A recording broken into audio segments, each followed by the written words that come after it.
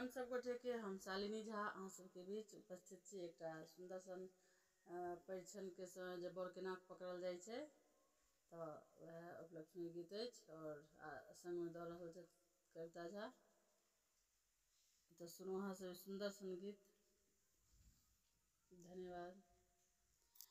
तीन लोक में सीता सुंदर बर छत श्याम किशोर है। तीन लोक में सीता सुंदर बर छत श्याम किशोर है। तीन लोक में सीता सुंदर पान पात लो नाक पकड़ बन।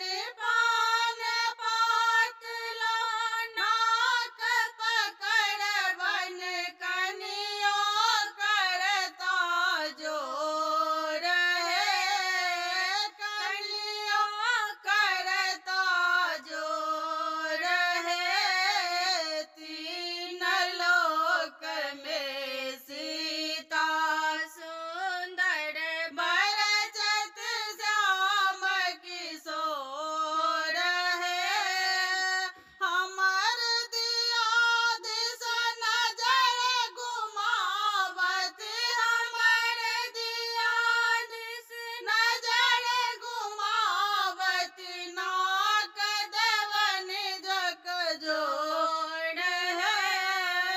नाक देवन जक जोड़ है। तीन लोक में सीता सुंदर बर छत श्याम किशोर है। बसहा बरद जका मर बगुमै बन। बसहा बरद जना मर बगुमै बन। कनिया पोछतन नोर है। कनिया पोछतन नोर है। तीन लोक में सीता सुंदर बर छत श्याम किशोर है। घर में घिच बनता नींदा का। घर में घिच बनता नींदा का। देख